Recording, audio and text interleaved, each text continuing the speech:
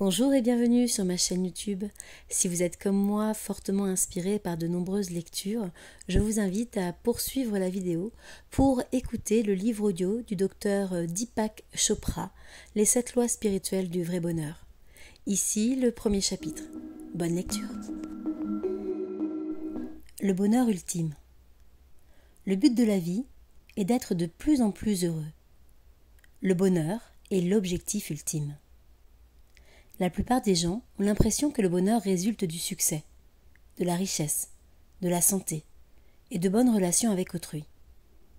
La société exerce sur nous une pression colossale pour nous persuader que tout cela équivaut au bonheur. Cependant, c'est une erreur. Le succès, la richesse, la bonne santé et les bonnes relations sont des sous-produits du bonheur. Ils n'en sont pas la cause. Quand vous êtes heureux, vous avez plus de chances d'effectuer les choix qui mènent à toutes ces choses. Le contraire n'est pas vrai. Chacun sait qu'on peut être extrêmement malheureux, même si on a acquis une richesse considérable et si on a merveilleusement réussi. On peut considérer la bonne santé comme allant de soi et en abuser. Et même la famille la plus heureuse peut voir son bonheur ruiné par une crise soudaine. Les gens malheureux ne réussissent pas et aucune somme d'argent, aucun succès ne modifiera la donne. Aussi, tournons notre regard au-delà des signes extérieurs, vers le bonheur intérieur auquel nous voulons tous accéder et qui pourtant reste insaisissable. Récemment, des psychologues et des spécialistes du cerveau ont entrepris les premières recherches sérieuses sur le bonheur. Auparavant, le domaine de la psychologie concernait presque uniquement l'absence de bonheur, tout comme la médecine est centrée sur le traitement de la maladie. Mais au cours de ces dernières années, l'intérêt pour le bien-être et la prévention de ce qui peut s'y opposer a augmenté de façon spectaculaire. Il en a été de même pour le bonheur. Chose étonnante, l'un des sujets les plus controversés dans ce nouveau domaine de la psychologie positive est de savoir si les hommes sont vraiment faits pour être heureux. Peut-être poursuivons-nous tous une illusion, un fantasme nourri par des rares moments de bonheur qui ne peuvent jamais se prolonger indéfiniment. Ou peut-être certaines personnes sont-elles génétiquement prédisposées à être heureuses. Elles seront les rares privilégiés qui échapperont à ce que connaît le reste d'entre nous, à savoir, tout au mieux, une sorte de contentement quelconque. Selon certains spécialistes, le bonheur survient à l'improviste, nous prend au dépourvu, apparaît et disparaît aussitôt comme une soirée d'anniversaire surprise, qui ne change rien de façon définitive une fois l'événement passé. Des chercheurs de premier plan dans le nouveau domaine de la psychologie positive, en particulier les professeurs Sonja Lyubomirsky, Ed Diener et Martin Seligman, ont proposé ce qu'ils appellent la formule du bonheur. Ces chercheurs ont trouvé 3 facteurs spécifiques qui pourraient être quantifiés suivant une équation simple. B pour bonheur égale CE, centre de décision, plus CO, condition de vie, plus A, activité volontaire. Puisqu'il s'agit d'une des principales théories du bonheur, nous l'étudierons sous tous ses aspects afin de montrer qu'il existe une meilleure façon d'atteindre l'objectif. Bien qu'elle oriente notre recherche, la formule du bonheur ne va pas assez loin pour découvrir le vrai secret du bonheur. B, bonheur, le premier facteur, est le centre de régulation du cerveau, qui détermine dans quelle mesure vous êtes vraiment heureux. Les gens qui ne sont pas heureux ont un mécanisme cérébral qui considère certaines situations comme étant des situations à problème. Par ailleurs, les gens heureux ont un mécanisme cérébral qui considère exactement les mêmes situations comme étant des chances qui s'offrent à eux. Aussi, le phénomène du verre à demi plein ou à demi vide est-il inscrit dans le cerveau et est-il réglé d'une façon qui ne varie guère au cours de la vie. Selon les chercheurs, le centre de régulation d'une personne est responsable d'environ 40% de l'expérience du bonheur. Apparemment, ce centre de régulation est en partie génétique. Si vos parents n'étaient pas heureux, vous avez plus de risques de ne pas être heureux non plus. Mais il faut aussi prendre en compte les influences subies pendant l'enfance. Le cerveau des enfants possède des neurones qui reflètent le cerveau des adultes de leur entourage. Ces neurones, dits neurones miroirs, sont responsables, selon la théorie, de la façon dont les enfants apprennent de nouveaux comportements. Au fur et à mesure qu'ils se développent, les jeunes enfants n'ont pas à imiter leurs parents pour apprendre quelque chose de nouveau. Ils n'ont qu'à les observer. Et certaines cellules du cerveau s'activent d'une façon qui reflète leur activité. Par exemple, un bébé qui a été sevré regarde comment ses parents mangent. Quand ils tendent la main pour atteindre la nourriture et la porter à leur bouche, certaines zones de leur cerveau s'activent. Le simple fait d'observer cette activité amène les mêmes zones du cerveau du bébé à s'activer. De cette façon, le cerveau du bébé en cours de développement apprend un nouveau comportement sans jamais avoir à procéder par tâtonnement. On a déjà testé ce schéma chez les singes et on l'applique théoriquement aux hommes. Il fournit une explication physique au mystère de l'empathie, la capacité de ressentir ce qu'autrui ressent. Certaines personnes en sont capables, d'autres pas. Certains individus, au niveau spirituel élevé, ont tant d'empathie qu'ils peuvent à peine supporter de voir quelqu'un d'autre souffrir. Grâce à l'IRM, notamment, on s'aperçoit que le cerveau joue un rôle majeur dans l'empathie. Les neurones d'un enfant reflètent les émotions des adultes qui l'entourent, ce qui amène l'enfant à ressentir vraiment ce que ses parents ressentent.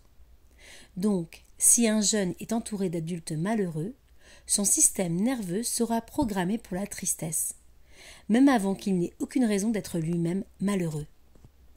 Pourquoi tous les enfants n'apprennent-ils pas l'empathie ? Parce que le développement du cerveau est terriblement complexe et jamais identique chez deux bébés. Quand nous étions bébés, toutes sortes de fonctions du cerveau étaient programmées en même temps, et pour certains d'entre nous, seulement un rôle mineur a été assigné à l'empathie. C'est une inégalité inquiétante qui concerne le bonheur.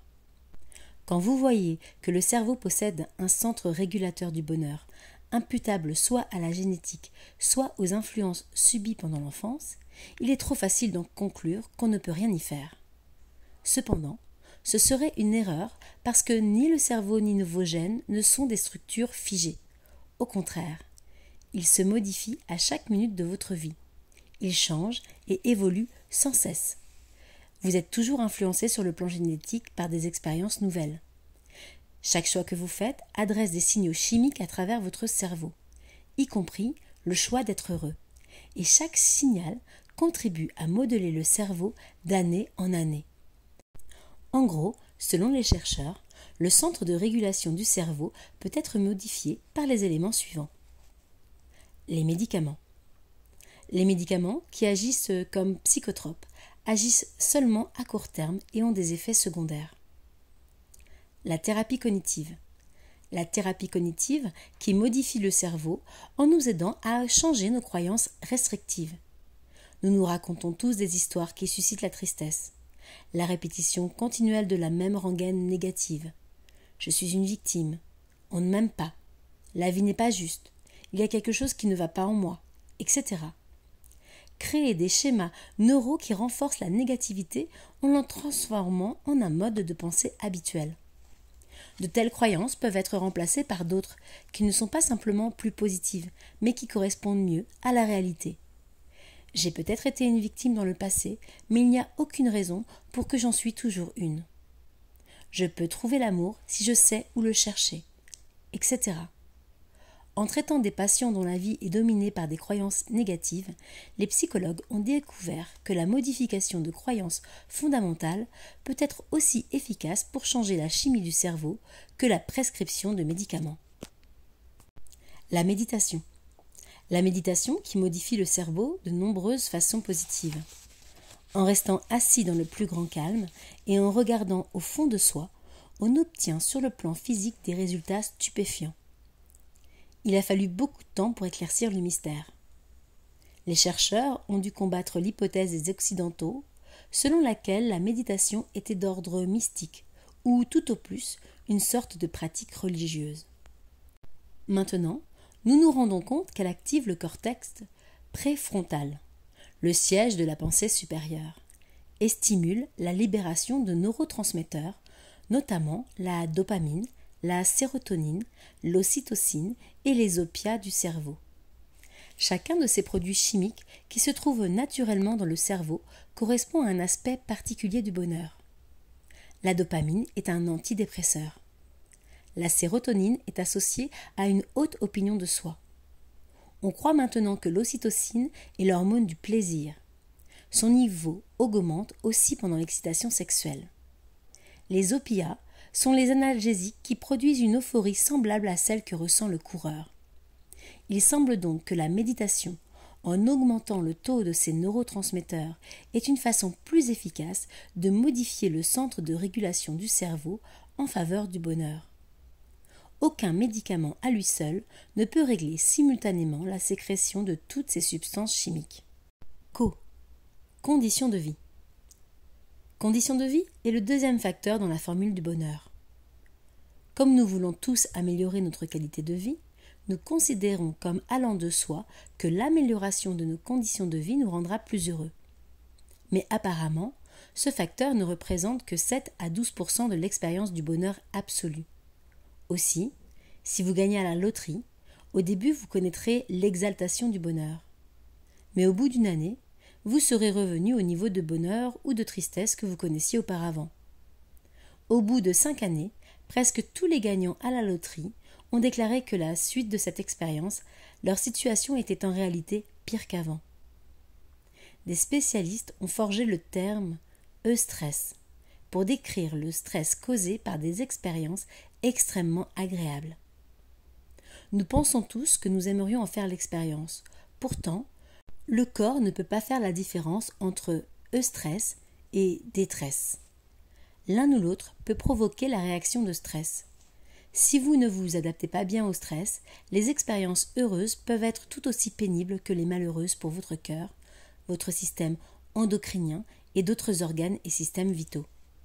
Tout comme des événements heureux, des circonstances tragiques telles qu'une mort dans la famille, un divorce pénible ou un drame, par exemple l'hémiplégie à la suite d'une lésion à la colonne vertébrale, n'influencent pas à long terme et de façon significative le bonheur vécu par une personne. Chacun possède une capacité remarquable à s'adapter aux circonstances extérieures. Comme l'a dit Darwin, le facteur de survie le plus important n'est ni l'intelligence, ni la force, mais l'adaptabilité. Le ressort dans le domaine affectif, la capacité à rebondir lorsqu'une catastrophe se produit, sont parmi les meilleurs indicateurs de très longue vie. Les malheurs n'épargnent personne, mais la possibilité que nous avons de nous adapter est une faculté précieuse qui nous vient naturellement. Notre remarquable capacité d'adaptation explique pourquoi les conditions de vie comptent si peu en tant qu'indicateur du bonheur en général. Presque 50% de la formule du bonheur dépendent du troisième facteur. A. Activité volontaire. Ce que nous choisissons de faire tous les jours. Quelle sorte de choix nous rend heureux? Certains choix sont dictés par le plaisir personnel, mais, chose curieuse, les chercheurs n'ont pas trouvé qu'il s'agissait des activités les plus significatives. Certes, vous éprouverez du plaisir en faisant un bon repas, en buvant du champagne, en faisant l'amour, en allant voir un film, etc. Mais il s'agit d'un bonheur temporaire, qui dure quelques heures, ou tout au plus, un jour ou deux. Après un plaisir immédiat, le bonheur perd rapidement son intensité. Une autre sorte de choix favorise l'expression créatrice ou le bonheur d'autrui. Dans les deux cas, on atteint un niveau plus profond du soi.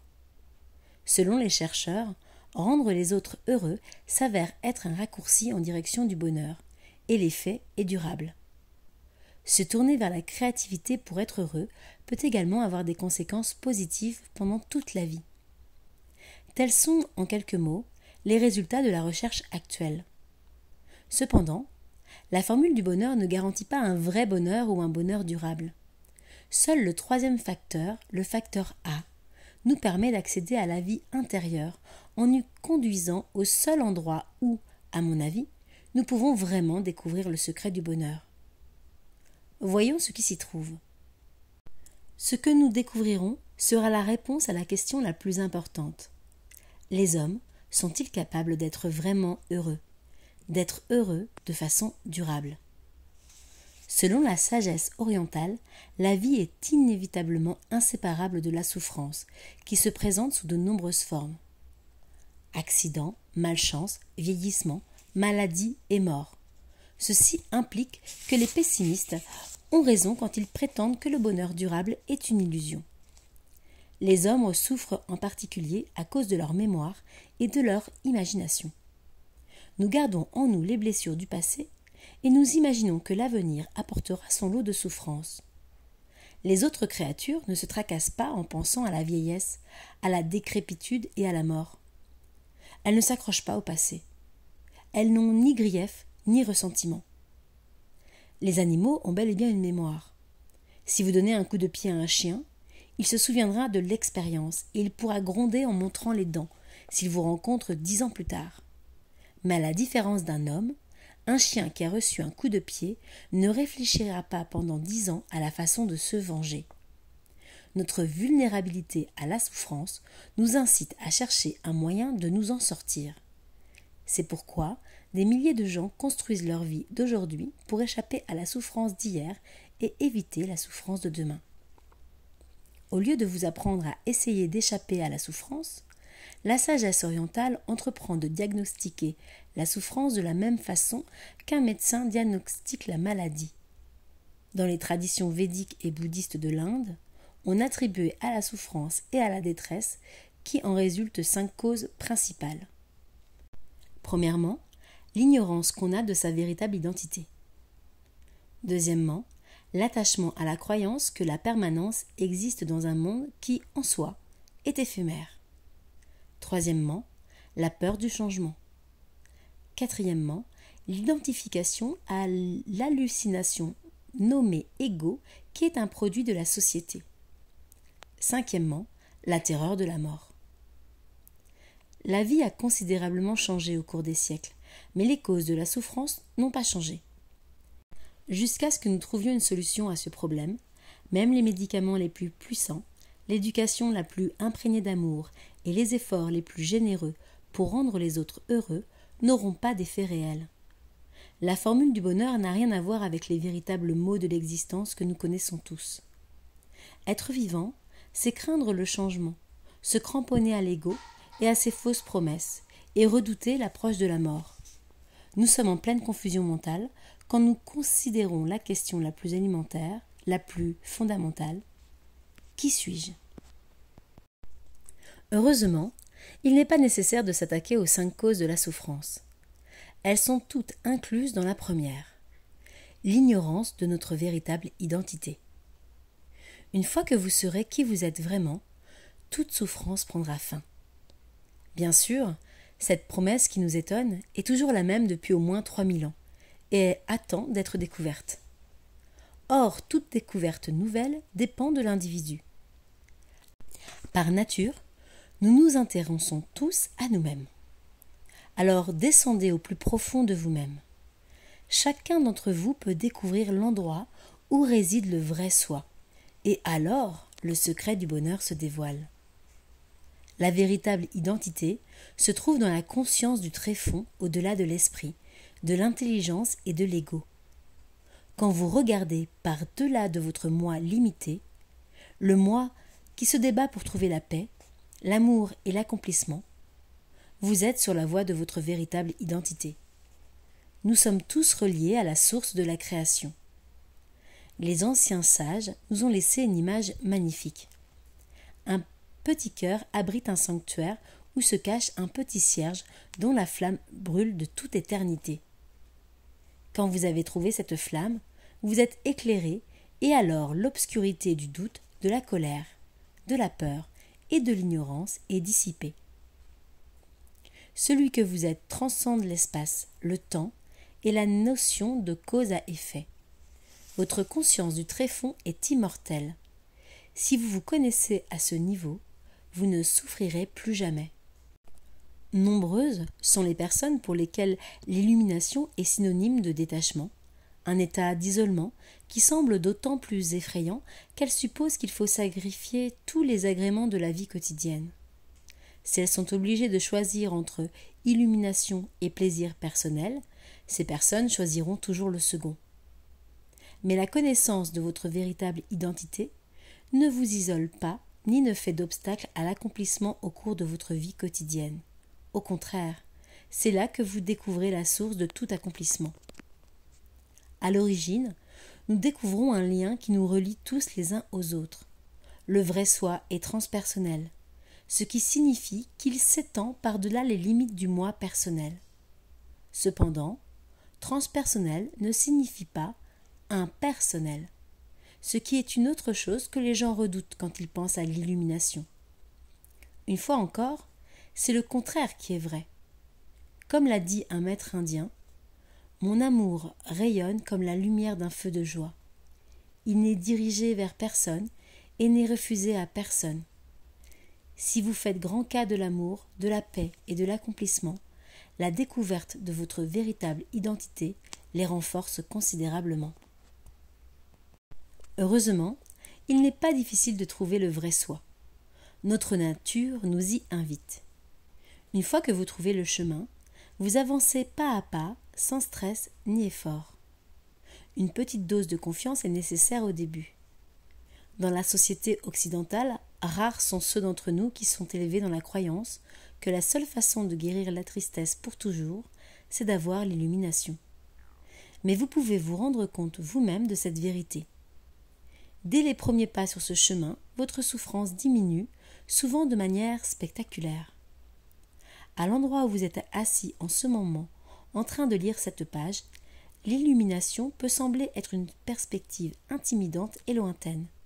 Mais dans les pages suivantes, je vous fournirai 7 clés pour vous guider au long de votre parcours. Puisque ce qui marche le mieux est toujours simple, naturel et facile, laissez-moi vous présenter une seule idée d'une portée extraordinaire. Dans le monde où le changement est constant, il y a quelque chose qui ne change pas. Cette pensée simple désigne l'objectif de toute quête. Si vous vous concentrez sur votre souffle, vous pouvez le sentir qui monte et qui descend. Si vous vous concentrez sur vos pensées, vous pouvez les observer en train d'aller et venir. Dans votre corps, chaque organe suit un rythme comme la mer. Et en fait, il en est de même pour le monde entier. D'où vient ce rythme ? Où est le non-changement qui rend le changement possible ? Il doit exister. Sans le calme de l'océan, il n'y aurait pas de vagues. Sans la paix de l'esprit, il n'y aurait pas de pensée. Sans ce que l'on appelle l'état zéro, domaine au potentiel infini pour la matière et l'énergie, la physique nous apprend qu'il ne pourrait pas y avoir d'univers. Il est extrêmement important de constater que tout changement est fondé sur le non-changement. Cela implique que votre existence, qui est empêtrée dans le changement, doit être enracinée dans un plan plus profond, immuable. Vous avez en vous l'origine, l'état zéro. Pensez à n'importe quelle chose que vous pouvez observer. Un arbre, un coucher de soleil, la lune, la nuit ou une étoile filante.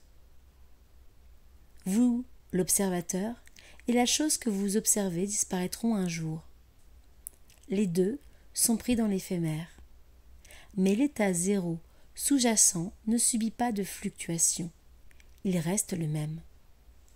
L'illumination consiste seulement à trouver le moyen d'atteindre cet état zéro. Quand vous l'avez trouvé, vous vous identifiez naturellement. Vous pouvez dire « c'est le vrai moi ». Voilà tout simplement ce qu'est l'illumination.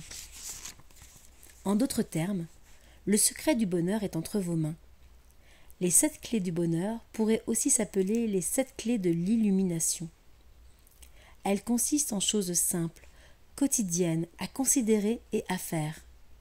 Il n'est pas indispensable de modifier radicalement votre style de vie. Vous n'avez pas à signaler à quiconque que vous êtes sur le chemin qui mène à l'illumination. Mais certaines personnes remarqueront que vous paraissez plus heureux, plus épanoui. Le processus qui permet l'illumination est graduel et exige de la patience, mais heureusement, cette quête donne des résultats ici et maintenant. toute démarche que vous faites en direction de votre conscience du tréfonds, l'état zéro, le vrai soi, élimine certaines des choses qui vous rendent malheureux.